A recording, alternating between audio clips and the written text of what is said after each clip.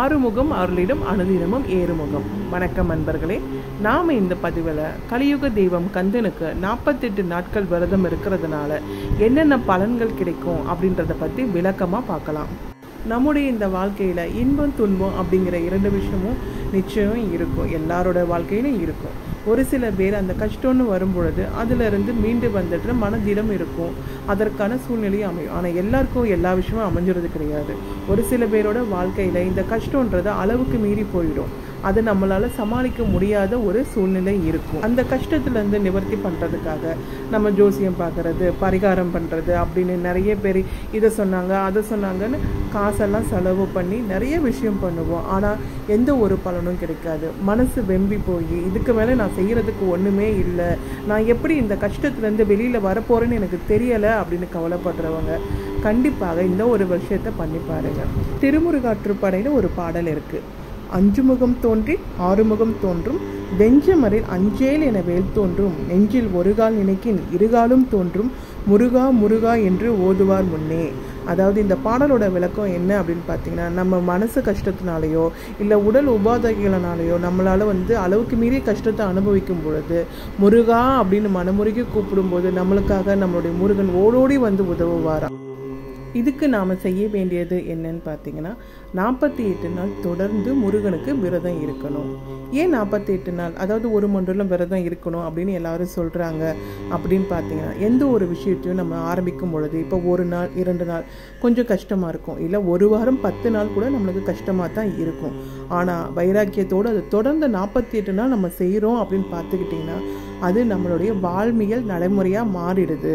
அதாவது நம்மளால் தவிர்க்க முடியாத ஒரு விஷயமா நம்மளோட பழக்கத்துக்கு வந்துடும்.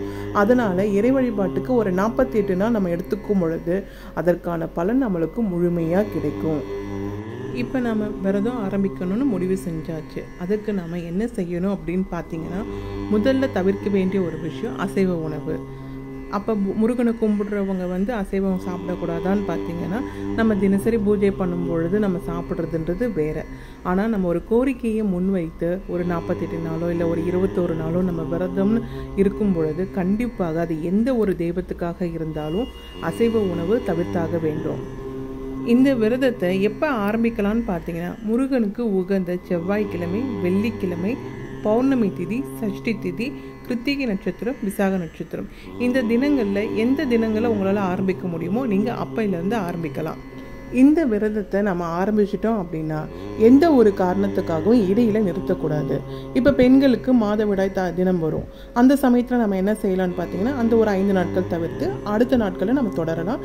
அந்த நாட்களை நம்ம கணக்கில் எடுத்துக்க வேணாம். இப்போ ஒரு 20 நாள் பூஜை பண்ணியிருக்கீங்க அப்படின்னா அதற்கு அடுத்து வருவதை நீங்கள் 21வது நாள் அப்படின்னு கணக்கு வச்சு நீங்கள் தொடர்ந்து செய்யலாம். ஆண்களுக்கு எந்த ஒரு பிரச்சனையும் கிடையாது. ஆனால் எந்த ஒரு காரணத்துக்காகவும் இடையில் நிறுத்தக்கூடாது. நிறுத்திட்டு இப்போ ஒரு வாரம் என்னால் செய்ய முடியல, நான் அடுத்து ஆரம்பிக்க போகிறேன் அப்படின்னு நீங்கள் நினச்சிங்க அப்படின்னா அது நீங்கள் மறுபடியும் முதல்ல இருந்து தான் நீங்கள் ஆரம்பிக்கணும். விரதம் அப்படின்னா நம்ம 3 வேளையும் சாப்பிடாம பட்னி இருக்கணும் அப்படின்றது அவசியம் கிடையாது. முடிந்தவர்கள் ஏதாவது ஒரு வேளையில் உணவை நம்ம சாப்பிடாம எளிய உணவாக எடுத்துக்கொள்ளலாம்.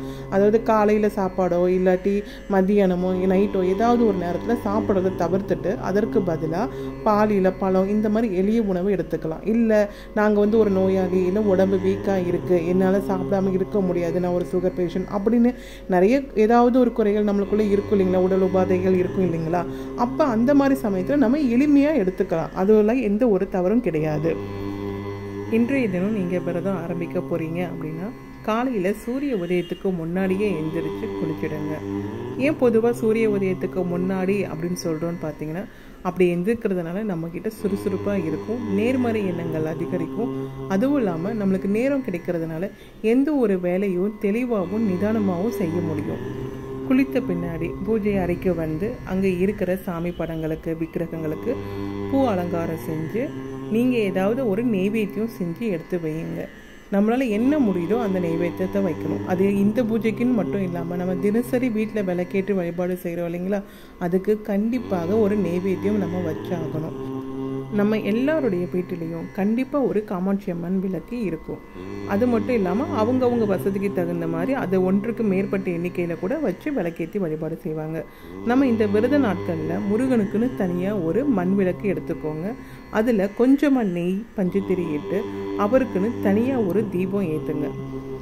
விளக்கு ஏற்றிய பின்பு முருகனுக்கான கந்த சஷ்டி கவசம், ஸ்கந்தகுரு கவசம், இல்லை கந்தர் அனுபூதி, வேல்மாறல், திருப்புகழ், இப்படி இதில் என்ன பாடல் உங்களுக்கு தெரியுமோ அதை பாடி வழிபாடு செய்யுங்க. இல்லை இதெல்லாம் எனக்கு படிக்க தெரியாது அப்படின்னா ஓம் சரவண பவ அப்படிங்கிற ஒரு மந்திரத்தை மனதார ஒரு 108 தரம் ஜபிங்க. இந்த மாதிரி காலை மற்றும் மாலை 2 வேலைகளும் செய்கிறது ரொம்ப நல்லது. இல்லை வேலைக்கு போயிட்டு வரவங்க 2 வேலையும் செய்ய முடியாது அப்படின்னா கண்டிப்பாக ஏதாவது ஒரு வேலை, ஒன்று காலையிலையோ இல்லை மாலை நேரமோ ஏதாவது ஒரு நேரம் கண்டிப்பாக இந்த பாடல்களை ஏதாவது ஒன்று பாடி அவரை மனதார வழிபாடு செய்யும் பொழுது அந்த கருணை கடலான கந்தன் மனம் இறங்கி வந்து நம்மளோட கோரிக்கை எவ்வளவு பெரிதாக இருந்தாலும் கண்டிப்பாக அதை நிறைவேற்றி கொடுப்பாரு.